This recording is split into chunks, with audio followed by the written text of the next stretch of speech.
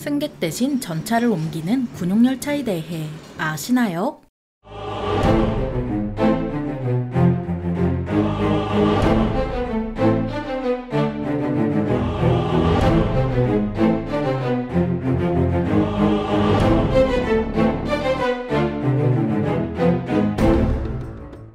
안녕하세요. 지식 스토리입니다. 이번에는 군대의 철망, 군용열차에 대해 알아볼 텐데요. 군용열차 하면 장갑과 무장을 두른 장갑열차가 먼저 떠오르지만 이런 장갑열차도 생김새와 달리 전투용으로 쓰기 적합하지 않습니다. 전함 포탑을 얹기도 하는 등 화력은 막강하지만 장갑을 아무리 두껍게 만들어도 전함조차 격침시키는 항공폭탄 앞에선 종이장갑이나 다름없습니다. 게다가 땅 위나 바다 위를 자유롭게 누빌 수 있는 전차와 전함과 달리 장갑열차는 철로만 끊으면 고정포대로 전락하는데요. 심지어 철로를 끊는데 뭐 엄청난 대군을 동원할 필요도 없이 그냥 폭격 정도만 가져가도 충분하죠. 그래서 장갑열차가 등장하게 된 건 열차의 원래 목적인 수송을 더 잘하기 위해 등장하게 된 거였습니다. 다만 그렇다고 장갑열차가 아예 쓸모없는 건 아니라서 러시아군은 우크라이나 침공에서 철로 보급로를 지키기 위해 GU-23 대공포 정도로 무장한 장갑열차를 동원했습니다. 확실히 비무장 열차보다는 전장에서 살아남을 가능성이 크긴 할 텐데요. 우리나라는 장갑열차나 탄도미사일 열차는 없지만 국방부의 요청으로 운행하는 군용열차가 있죠. 군용열차들은 이름 앞에 건설이 꼭 붙는데 그 이유는 경제개발 5개년 계획에서 재건이나 건설을 여기저기 갖다 붙였기 때문입니다. 거기에 군사라고 하면 군수물자가 어디로 이동하는지 대놓고 드러나니까 초성이 같은 건설로 위장한 거기도 합니다. 이런 군용열차라 해도 무상은 아니라 국방부가 한국철도공사에 운임을 지불하고 특히 전차 같은 특대화물은 원래 운임에 할증이 붙는데요. 그래도 군복무하신 분들은 아실 군 전세객차가 있죠. 철도 군사 수송에 관한 훈령에 따라 군 장병들의 편의와 복지 차원으로 이름 그대로 군에서 전세낸 객차입니다. 군 전세객차는 대령 이하 전 장병과 2급 이하 군무원이 출장, 휴가, 외박, 외출, 전역, 전속, 파견 등의 사유로 무료로 이용할 수 있습니다. 하지만 군 전세객차는 좌석수가 부족해서 경쟁률이 취업시장만큼 치열한데요. 이런 군 전세객차를 포함 군용열차와 관련된 업무를 수행하기 위해 역마다 TMO라는 사무실이 있죠. TMO는 간이 사무실이지만 군사시설보호법이 적용되는 군부대로 육해공군이 섞여있는 국방부 직할부대입니다. TMO에서 현역 장병들은 승차권을 10에서 15% 할인받을 수 있지만 일부 역에만 있기에 시외버스만 다니는 곳에선 TMO 이용 한번 못해보고 전역하기도 합니다. TMO 특성상 병사가 2~3명 뿐이라 점호, 불침번, 경계근무는 없지만 철도대 본부에 전화로 이상용물을 보고하고 역인만큼 빡센 사무에 시달리기도 하는데요. 군전세객차나 TMO 이용과 달리 대규모 병력을 수송해야 하는 경우 건설 새마을호나 건설 무궁화호를 이용하죠. 건설 새마을호나 건설 무궁화호나 군용열차라고 특별한 건 없고 우리가 흔히 보는 새마을호와 무궁화호입니다. 다만 2018년에 새마을호가 퇴역하면서 새마을호는 한동안 볼 수 없었지만 2020년부터 무궁화호 객차가 부족한 나머지 새마을호 객차를 개조해서 쓰고 있습니다. 건설 무궁화호는 대규모 병력을 장거리 수송하는 만큼 9량에서 10량은 기본이고 12량에서 13량까지 편성해 따끈따끈한 신병을 자대에 배치하는데요. 병력 외에 전차, 장갑차, 탄약 등 군수물자는 건설 화물로 수송하죠. 건설 화물은 국군과 주한미군이 각각 담당하는 곳이 있지만 화차는 한국철도공사나 미군 걸 빌려 써왔습니다.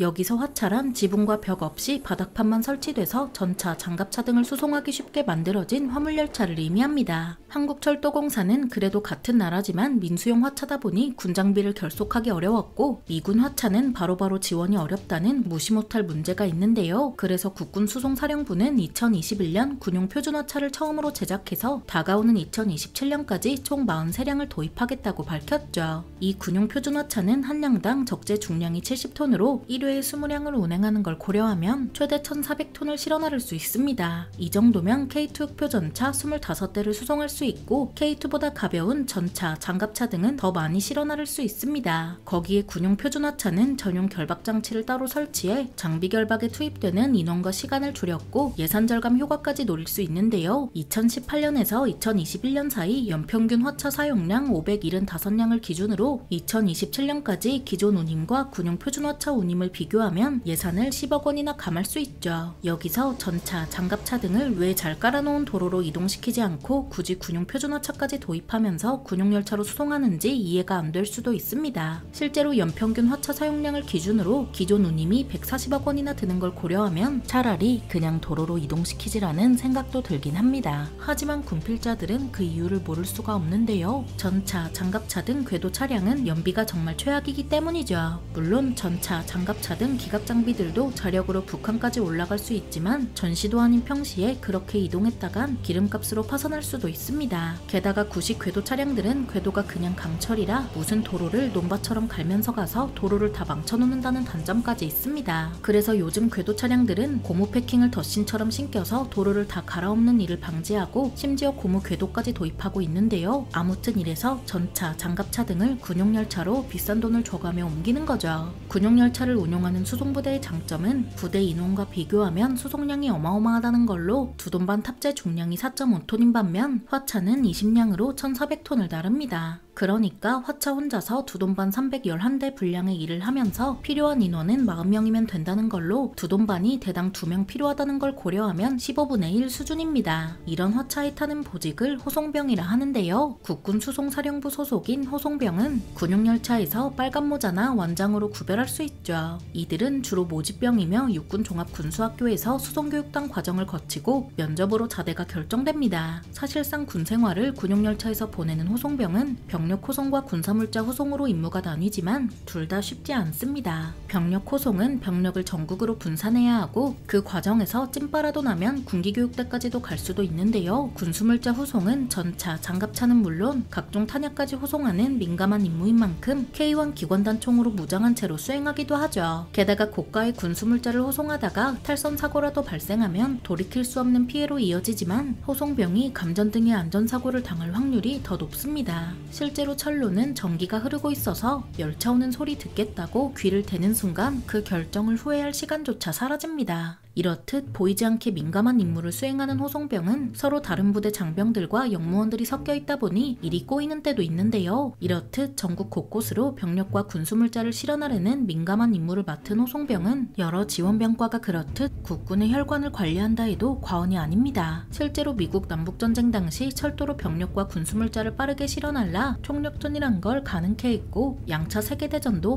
마찬가지였습니다. 아무리 트럭이나 비행기가 발달해도 열차의 장점을 버릴 수는 없고 이는 러시아군이 장갑열차를 운용하는 걸로 증명됐는데요. 지원병과는 눈에 잘 보이지 않다 보니 전투병과만 주목받는 경우가 많지만 그랬다가 피를 본 게 러시아군이죠. 러시아군은 전투병과는 충분히 보유했지만 지원병과에 대한 투자가 처참한 수준이라 부상자 후송조차 제대로 못해서 인명피해가 더 커졌습니다. 이런 교훈을 잊지 않고 우리나라도 지원부대에 투자해 전투부대가 전투에만 집중할 수 있도록 하는 강군으로 거듭나면 좋을 것 같습니다. 군대에서 빠질 수 없는 철마 군용열차에 대해 알아봤는데요. 영상이 유익하셨다면 구독과 좋아요 부탁드립니다. 감사합니다. 지식스토리였습니다.